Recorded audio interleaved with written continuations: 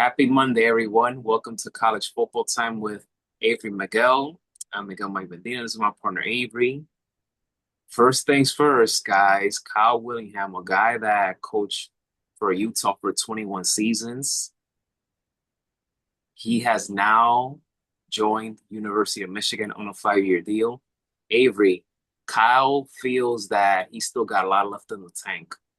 All right. He's excited about this. He's not a guy that likes to brag about himself or anything like that, but he's open to the challenge. This guy's like what 65, 66 years old. Yeah, And for still him, young, still and young. and the way he put that out there that he still got left in the tank, do you feel that nah, I'm not gonna get into controversy. I'm not that person. I will say is do you think that Michigan got better with this hiring? And do you feel that Michigan and Ohio State will be once again neck to neck for that Big Ten? I think it it automatically gave Michigan a boost. And I know you're saying you don't want to do controversy. I think what we can in the back of our mind, we're like the hiring, from what some other analysts might say, the hiring actually puts Michigan more in better favor, if that makes sense. So when Kyle Whittingham decided to step away from Utah, his statement was very clear yet vague because we weren't sure if he was going to retire. Was he looking at other opportunities, which was fine. He said, "You know what? I did a very good job at Utah, and I think I left it in good hands," which I think is great because some people, if you've been at a job long enough, you think you've done everything you can and you want to move on or you want to try something new, good for you. So when news broke that University of Michigan was courting Coach Willingham, and then the news broke Friday afternoon that they hired him and a 5-year deal. 5-year deal is like 5 years in college football, in my mind, is like a generation. So if you have like that baby face freshman red shirting in 5 years, if you have that one red shirt or that class, and then by the time your contract is done, you know, you can have a group of people either going through the draft knowing that you've done very well for that school, why not take the challenge? And at 65, I mean, let me see. Coach Saban, I think he left Alabama at 72, so I mean, if he stays the 5 years and just does the 5 years, he's 70, still young. So I think it makes Michigan actually think about, hey, we actually took the time to look for the best candidate. Now, personally, I am a favor of hiring within, especially if you have the experience. But in this case, again, notwithstanding controversy, I think Michigan did the best thing by getting a coach that has not only the responsibility that know he can do the responsibility to his players, that has the experience at a school. And even if Coach Whittingham is saying, hey, I'm only going to be here for 5 years, I will do the best I can. If it ends up with, a playoff berth, a national championship, getting more people to come to the University of Michigan, yeah, why not? Let's give it a shot. I'm looking forward to Kyle coaching the Wolverines. He has an unblemished resume that no one can deny. So I'm looking forward to this new chapter that he opens up in his life because 5 years goes by flying if you really think about it in college football. So I wish him nothing but the best. But yeah, it's going to be a very interesting dynamic to see how he will connect with these players in Michigan. And So Avery, I think the players are excited too. And I think that's the good thing that you're hearing about it. The Michigan players are excited for him. yes, indeed. Well, Avery, there were several games that were played this Saturday. The first one that I quickly want to bring up is BYU. Impressive 11 point victory comeback to beat the number 22 Georgia Tech Yellow Jackets. I salute to Georgia Tech, especially their quarterback Hayes King. He did what he could. Obviously, the game ended with an interception, terrible way for Georgia Tech to go out. But this was more about BYU and their resilience to win this game. Their defense stepped up in the second half, um, forcing Georgia Tech on those 4th and 10 downs, not letting them get in a confidence whatsoever. No, nothing like that. But yeah, this was one of my favorite games of the weekend, or I should say in bowl season in general, one of my favorites. Yes. So I will say that the fourth quarter for me will forever be known as the Cougar Magic in this game.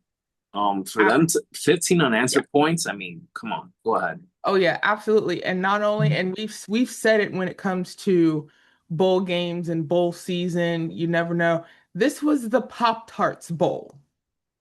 This was probably on Twitter, X, whatever you want to call it. It was probably on everyone's timeline because you had a team sprinkles, a team swirls, and the winning team got sacrificed in a toaster, but yet one Pop-Tart decided, I'm not going out like that, and jumped off said toaster.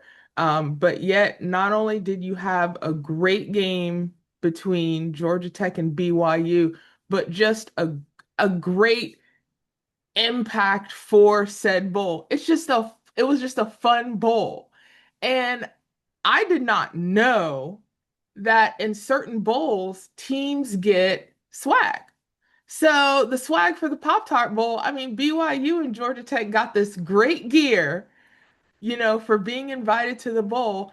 So not only does, the teams have, this great opportunity to go to a bowl, you get great swag, and you come out and probably have the highlight bowl of the day, especially with it being the Pop-Tart Bowl. And definitely, you got to give it to BYU. Like I said in our preview, you know, their Big 12 game against Texas Tech, I thought they had that momentum to keep it up. And not only that, they came back, won it on that interception in the end zone. But yeah, definitely BYU.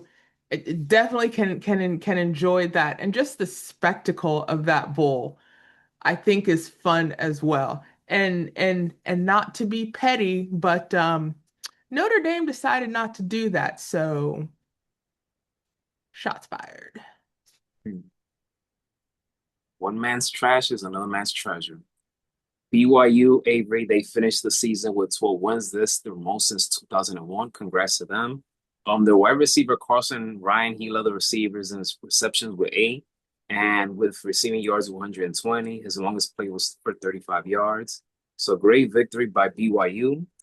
Next up, I still laugh about the title. I can't believe it was named after him, but to be honest with you, that's an amazing accomplishment for him to do Absolutely. that. And that's the Snoop Dogg Arizona Bowl. Fresno Yes. State won 18-3. Again, when I first it was news to me. So when I first read about it, I'm like, what? But at the same time, I said, hey, Snoop, he has come a long way. And now he has who would have thought? I mean, obviously I was way too young when he came into the scene. But who would have thought that back in 93, 94, someone would have told Snoop 30 plus years later that you're gonna have a bull name Bowl after you? game. People will laugh, especially Yeah. around his way in Long Beach, California. People be Yeah. like, no, Snoop? Nah, no way. But he has come a long way. He is a smart businessman. He learned from Master P. Salute to Master P. Yes. And he's come a long way. So I give him credit for having a full name after him. He's a big Yeah. football, basketball fan. Oh, But absolutely. Fresno State won 18-3. Not my favorite game, but yeah, but there's that. But moving on, Avery, we And have not only that, like at the kickoff, he ended up catching the ball at his own bowl game. So I think that needed to be done and said as well. I mean, he's given an interview in the end zone. The kickoff happens and he catches the ball in the end zone. So you have your own bowl game. and you catch the kickoff. And What else can you hey, say? I guess that's the best highlight of the game, you Yeah, know. it could be.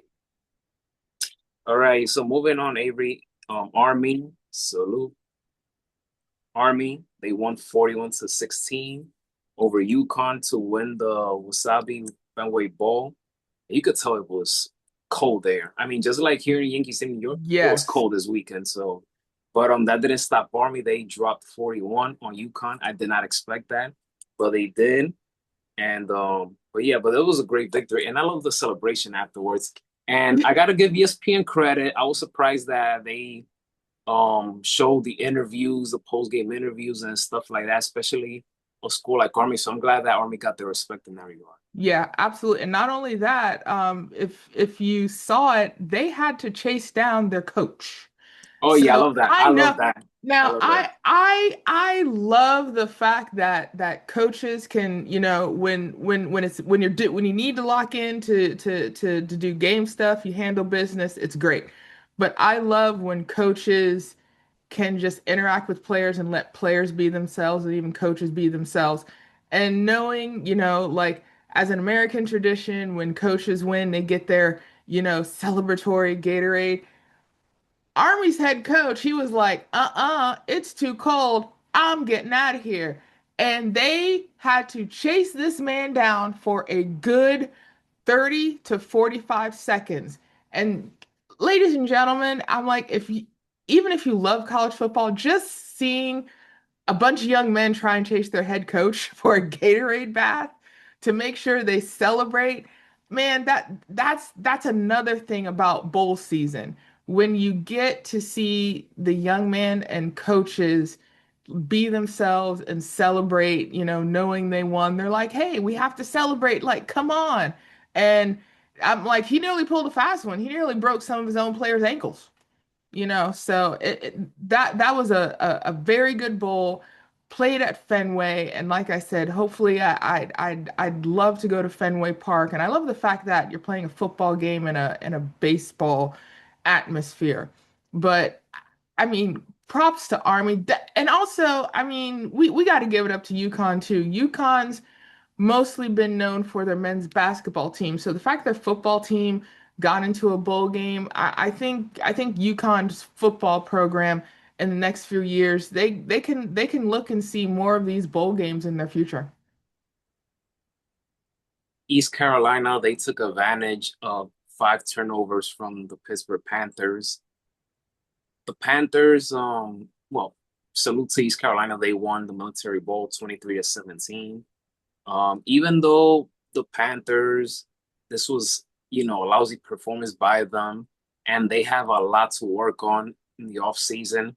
But I gotta, I admire that they hung in there. They didn't get blown out. They hung in there despite of having 5 turnovers. And who knows what would have happened had they never committed those turnovers? We probably would have had a different outcome of the game. Um, salute to Tur- East Carolina. Turnovers make Great it victory. turnovers make a difference. Turnovers make a Yes. difference. Yes. For those of us who are watching, the programs on Sunday, couple teams made costly turnovers and they made the difference. So definitely props to East Carolina. And another thing I love, mascots. East Carolina's mascot took out George Washington during some of the stoppage play. So that could have been, the thing that East Carolina needed. So yeah, another good bowl game to chime into to see a team take advantage of it. And East Carolina definitely took advantage of their opportunity. I can't forget to mention Penn State. I mean, Penn State has ended their season with a lot of momentum. You have the coaching changes, and with their new interim head coach, he finished the season winning 3 in a row. Um, Great victory against Clemson, 22-10. I really hope I mean, me personally, if I'm Penn State, I would hire this man full time to come back next season. There's an aura about him. There's something about his personality that just fits well with this team right now. And they're heading into next season with momentum. So if I'm Penn State, I will keep him around. Yeah, And it's yeah, it's gotta working. give credit to Penn State. It's working and I think the athletic department should take advantage of that. Those 3 games, you know, aside from the Indiana loss, after that they were rolling. After that they were rolling. So they might want to sit him down and say, "What is your vision for this team?" And if they think he is a good fit, because right now there's no other talk of other candidates that are coming in. So it is possible they are already looking to hire from within the organization. And again, I want to applaud it, especially if it's working. And it's working. Not only that, the season they had, you still get a bowl game. You don't get the playoff, but you still get a bowl game. And not only that, you win with authority. So I think Penn State needs to take advantage of what is in front of them and say, okay, yeah, let's give this a shot. Virginia, they lost a very tough, heartbreaking ACC title game to Duke. But on Saturday, everything came back to full circle. They redeemed themselves. They won the Gator Bowl by defeating Missouri 13-7. And for the first time in the program history, they won 11 games in a season. So gotta give credit to Virginia. Oh, absolutely. Yeah, Virginia is one of those programs that I'm not too crazy about in the sense that I don't really follow them as much as I should. But after seeing what they did this weekend, it, as part of ACC opponent to Miami and everybody else, I salute to Virginia. Oh, What a way to for absolutely. them to end their We season. we've said as far as college football, the SEC is probably the toughest conference. Now you're looking at Big Ten, ACC. You are looking at these two conferences to eventually have a team come out of those conferences to make a national title run. Virginia may be a little far from there, but every team in the ACC now, when we look back on this season, every team in that conference is now dangerous. Every team is now dangerous. And if you're an out of conference team and you play them, oh boy, do not underestimate them. Do not underestimate them. Congratulations to Virginia. They had a really good season this year. And how about this? A very high scoring contest between North Texas and San Diego State. North Texas, they won 49-47 to win the New Mexico Bowl. North Texas running back Caleb Hawkins, who leads the FBS with 29 touchdowns. On Sunday, it was announced that he's planning to enter the transfer portal. So that'll be interesting to see where he will go. So North Texas, they end their season on a high note, but they'll be losing their top running back. And and even though that's sad to hear, you're hearing it after a bowl, which means he showcased himself. And not only that, North Texas, they were in the conference championship. I believe they played Tulane. I believe they played Tulane, and their game was close. So again, another team, they were ranked. So, it's good to hear, like I said, these other teams not familiar with getting the recognition and visibility of a bowl. And not only that, even though you're losing your running back, all of a sudden these other schools, LSU, Clemson, Indiana, Ohio State are like, hey, if we need a running back, wait a minute. Hey, we saw that young man during bowl season. Let's give him a shot. Because same thing happened to James Madison. James Madison's quarterback, even though they lost to Oregon, he entered the transfer portal and I believe he got Penn State. So if you're dropping 34 on an Oregon defense, hey, why don't you come to State College? Help us out.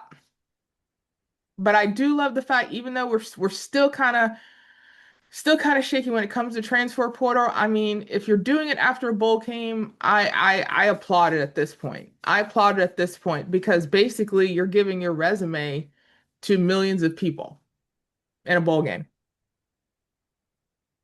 And last but not least, Oh, one of my favorite games. Oh my God, what a battle. Houston Cougars beat LSU Tigers 38-35 to win the Texas Bowl. What a contest this was. What a comeback it was for the Cougars. LSU, they jumped early 14-0 in the first quarter. Barry and Brown, I mean, 99-yard kickoff return. What a way to start for LSU. But when a team is resilient, when a team doesn't have the never say die mentality, it's put on display. And Houston did just that on And Saturday. they did it in their backyard too. Yes, they They did. did it in their backyard too. Yes, they did. The Cougars had a total of 437 yards in this game. LSU, 9 penalties. That's not going to do you Mm, any good. Houston has 0 turnovers. That's a positive outcome right there. absolutely. So Houston, they finished their season 10-3. LSU, a team that started, and you remember this, Avery, a team that started 4-0. They were dominant early on those first 3, 4 games. They lost 6 of their final 9 games. They finished the season 7-6. Now that both of their now that the season is over, Houston, they will face Oregon State on September 5th. And the LSU Tigers, they will play against Clemson, in which, yeah. So, but this was all about Houston. They deserved Yeah, this victory. But LSU, man, what a collapse. What a yeah. collapse of the season. A team that started off so great. And but hey, Lane Kiffin era next year, September, LSU versus Clemson, September 5th. All eyes on him. Yeah, we shall see. Definitely, definitely a big round of applause for the Houston Cougars. Again, another school we're definitely familiar with their basketball program, their football program, making waves. Again, another team, if you have them on the schedule, do not underestimate them. But Houston not only did it, came back and took the win in their backyard. Congratulations to the Houston Cougars. One more thing before we wrap up, Avery. We have a bowl game tomorrow, Tuesday at 2 p.m., which will be at Protective Stadium, Birmingham, Alabama. Georgia Southern versus Appalachian State. There's just something about Appalachian State that it's one of those programs that I feel that I enjoy seeing them play, but they don't get enough recognition, I should say. So there's just something about that program that it just intrigues me. So I'm gonna be biased on this one. I'm rolling with Appalachian State to win this game. I have them winning 34-28. You know what? I'm going to take that same score. There's something about Appalachian State, and we've known it it's nearly 20 years at this point. Anytime you hear Appalachian State, we know what they did to Michigan, and that was in 2007. Still, it is still talked about to this day. And you're right, Appalachian State is this school that is where they could be in the SEC, but they don't have the draw for the SEC kind of invitation. But every once in a while, again, Appalachian State gets that high visibility school, and next thing you know, they get beat or they nearly lose or they barely win. And they're like, well, what happened to so and so? Oh, they played Appalachian State. But yeah, you have got to be careful. Appalachian State's football program is kind of like if you're walking in tall grass and you know there are snakes around, you might get bit. So Georgia Southern, granted, another school we mostly hear about their basketball program a couple years ago. Their basketball program made waves in the NCAA tournament. So again, these schools where their basketball program may be familiar, their football program is getting recognition, and we've said it before when it comes to bowl season, this is one of those where those not high visible schools are getting the recognition. And I'm with you on this one. I'm going with Appalachian State defeating Georgia Southern as well. And I think even though this is the one game today, I think this is a game that people need to turn into. Yeah, and that's something I want to correct myself. They play today. I said tomorrow, but it's today, the game at 2 p.m. on ESPN. Tomorrow we have three games. I'm gonna quickly just gonna give my picks. We have Coastal Carolina versus Louisiana Tech, which we played at Independence Stadium at Louisiana for 2 p.m. I have Louisiana Tech winning that game in a tight fashion. I'll say um 20-17. And then we have the Liberty Mutual Music City Bowl, Tennessee versus Illinois. I like that matchup, which we played at Nissan Stadium at Tennessee, 5:30 p.m. on ESPN. I have Tennessee winning that one. And then the last one, another interesting game, the Valero Alamo Bowl, USC versus TCU, played at Alamo Dome, San Antonio. Salute to San Antonio at 9 p.m. And I have USC winning that one. Who are your picks for those three games, Avery? Oh yeah, I think Louisiana Tech. Again, they're playing in their backyard. Let it be an advantage. If you're getting a bowl game and you're playing close to home, let it be the momentum for you. Going with Tennessee, another one. They're technically the visitor. Again, they're playing in their backyard as well. And because Tennessee has done, very well this season, they didn't do what they wanted to do, but I think this Music City Bowl, they'll take that one versus Illinois. And another one, TCU playing Alamo Bowl, San Antonio, also another school in their backyard. I think that one will be probably the closest game, being a night game. I am going to give it to TCU, but I'm going to give them kind of like the BYU treatment. I think they're going to come from behind to take that game. All right, guys. That's we have. There's a recap, our previews. There's nothing like bowl season, guys. Like we say, continue to support bowl season. We have seen some incredible games, and man, it's just an exciting time. If you're a football fan, I should say a college football fan because there's football fans who just like the NFL. But Avery and myself, we support college football as well. And if you're a college football fan, this is a golden week for us because, or I should say, a golden month for us because there's just so much things going on and we just love writing about it, recording about it, talk about it. It's a blessing to do this. So continue to support bowl season, college football, and even college football team with Avery Miguel. Have a great Monday, folks, and we'll be seeing you guys on Wednesday morning. We'll be recording at 8 a.m., but we'll be putting out content early, probably like at noon or 1 p.m. before these games get started, because there's a lot going on. It's bowl season, so we're gonna be busy. Give you guys everything that's been going on. So continue enjoying bowl season, and have a great day, everyone. Take care, everyone.